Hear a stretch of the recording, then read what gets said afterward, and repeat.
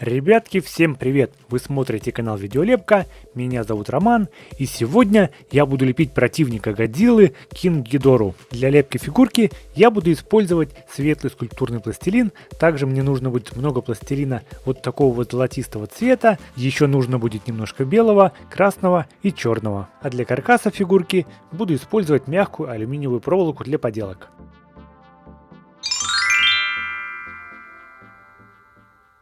Пластилин золотистого цвета не очень пластичный и очень сильно прилипает к рукам, поэтому я его смешаю со светлым скульптурным пластилином.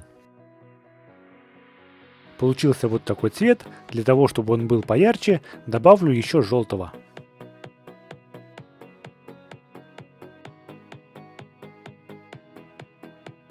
Такой цвет, по-моему, гораздо лучше. Для того, чтобы было проще соблюдать пропорции фигурки при лепке, я буду использовать вот такой рисунок. Каркас, как обычно, я буду делать из алюминиевой проволоки. Кинг Гидора – самый известный соперник Годзиллы и один из сильнейших дайкадзю за все линейки фильмов. Кинг Гидора – монстр, похожий на дракона золотого цвета. Он имеет две сильные ноги, три головы на очень длинных шеях. Огромные, совсем как у летучей мыши, крылья и два шипастых хвоста. Его тело полностью покрыто чешуей. На задней части головы торчат два длинных рога и еще три менее длинных. Передние конечности отсутствуют. На шее до хвостов растут гребешки.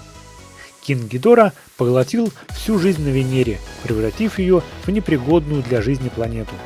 Сделал он это по собственному желанию много-много тысяч лет назад. В какой-то момент монстр был взят под контроль ксилианами, инопланетной расой с планеты X, которые использовали Кинг Гидору в качестве пеки во время своего вторжения на Землю. Каркас готов, теперь на нем буду лепить саму фигурку. А пока буду лепить, продолжу историю Кинг Гидоры. Спустя несколько веков, после того как Кинг Гидора впал в коматозное состояние, он был найден в 2204 году на дне океана и был превращен в киборга, получив кибернетическую голову, механические крылья и металлическую грудную клетку. Его прозвали Меха Кинг Гидора. Затем он был отправлен в прошлое для уничтожения Годзиллы. Чаще всего Кинг Гидору изображали настоящим порождением зла из далекого космоса. В фильмах периода Сёва 1954-1975 года Кинг Гидора является инопланетным драконом, полностью уничтожившим большое количество разумных планет с разумными цивилизациями в разных галактиках. В фильмах периода Хесей 1984-1995 года Кинг Гидора стал частью плана Футуриан, террористической группы путешественников во времени из 23-го столетия, надеявшейся уничтожить Японию в прошлом, не позволив ей в будущем стать сильнейшей экономической державой на планете. Футуриане нашли на Венере остатки давно погибшего Кинг Гидоры и из его генетического материала создали трех маленьких 30-сантиметровых зверька доретов. Затем они переместились в прошлое и оставили животных на острове Лагос, непосредственно от которого проводились испытания ядерного оружия. В 1954 году под воздействием водородной бомбы дореты слились воедино и мутировали в Кинг Гидору. В фильмах периода Millennium, Синсей 1999-2004 года Кинг Гидора в первый и единственный раз становится добрым монстром. Данный Кинг Гидора является богом неба и одним из трех монстров-защитников, вместе с Мотрой и Барагоном. Прилетев на обитаемую планету, монстр создает вокруг себя огромный купол, в который можно легко попасть, но все попытки выйти окажутся смертельными для живого организма. Внешняя часть купола покрыта щупальцами, которые ловят и затаскивают любых жертв внутрь конструкции. Из существ, находящегося в куполе, медленно выкачивается жизненная энергия и передается Кинг Гидоре. При этом сам кайдзю способен телепортировать почти любые объекты в купол по своему желанию. Личность Кинг Гидоры варьируется между эрами. В эре Сёва Кинг Гидора является маньяком-разрушителем, стремящимся уничтожить абсолютно все живое и разрушая цивилизации ради собственного удовольствия. Он уже уничтожил цивилизацию Венеры, в американской версии Марса и стремился уничтожить земную, пока Годзилла и остальные монстры не увели его. Потом он в других фильмах попал под контроль различных пришельцев, которые отправляли его уничтожить Землю. Когда он освобождался от контроля пришельцев, он часто оказывался сбитым с толку из-за того, что не знал, как он попал на Землю и что он делал. В Эре Хесей о его личности толком ничего не известно, так как он находился под контролем Футуриан. В трилогии Возрождения Мотры он был опять показан как разрушитель. В Эре Миллениум он также, в отличие от предыдущих интерпретаций, был защитником Земли, который с Мотрой и Барагоном спасал Японию от злобного Годзиллы. Почти во всех фильмах Кинг Гидора является невероятно мощным и устойчивым ко всем повреждениям созданием. Кинг Гидора может летать в земной атмосфере со сверхзвуковой скоростью, а в космосе цифры увеличиваются, доходя до 490 тысяч км в час. При путешествии между планетами он способен помещать себя внутрь метеорита, а при более дальних расстояниях в конструкцию, напоминающую алмаз. Во время космических перелетов Кинг Гидора питается жизненной энергией, поглощенной из всех живых существ, опустошенной до этого планете. В атмосфере монстр способен летать, даже лишившись крыльев, используя свою уникальную способность поле нулевой силы тяжести. Самая известная способность Кинг Гидоры – похожие на молнии гравитационные лучи золотого цвета, которые монстр выдыхает из собственных ртов.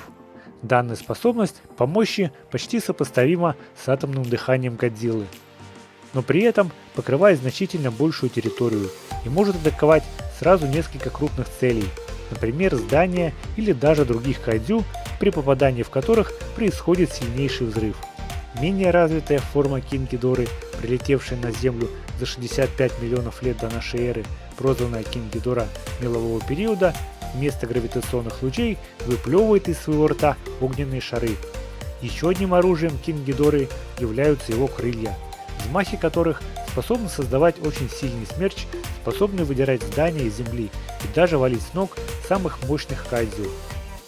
Имея три мощные шеи, Кинг Гидора может использовать их, чтобы контролировать своих противников и при должных стараниях и вовсе убивать их.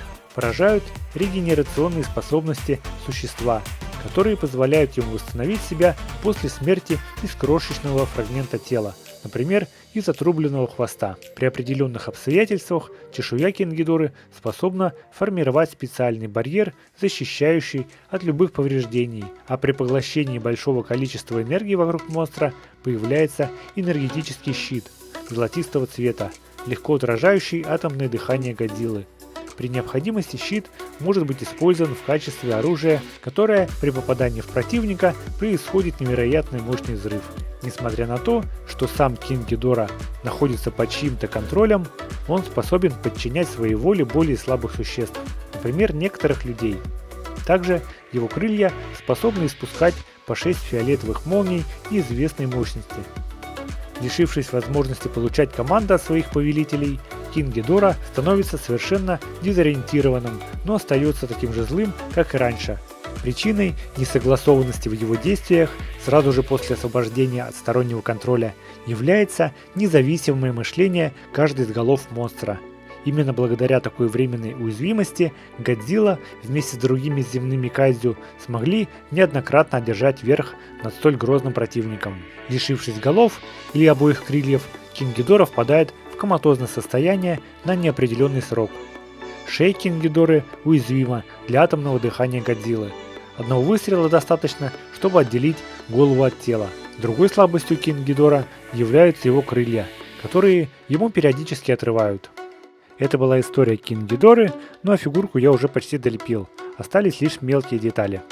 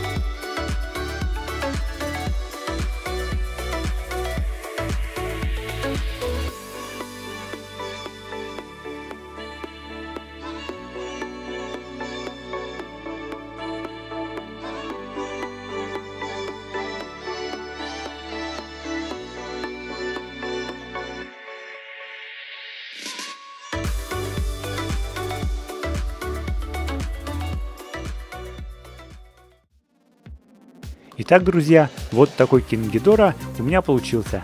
Огромное вам спасибо за просмотр, ставьте лайки, если понравилось видео, вступайте в нашу группу ВКонтакте и подписывайтесь на Инстаграм. Далее, как обычно, будут приветы от кота Вилли и фотографии ваших поделок из пластилина, которые вы присылаете в нашу группу ВКонтакте. В комментариях можете написать, кого нам слепить в следующих видео.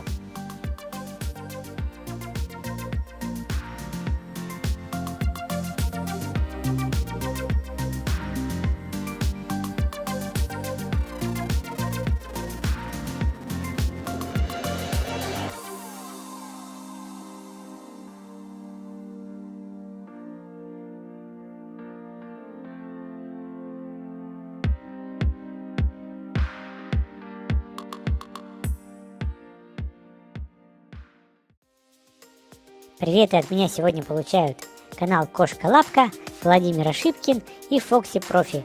Ребята, передаю вам огромный привет. Ребята, если вам нравится наш канал, то обязательно посмотрите и другие наши видео. Мы на этом с вами прощаемся. Желаем вам отличного настроения. До скорой встречи.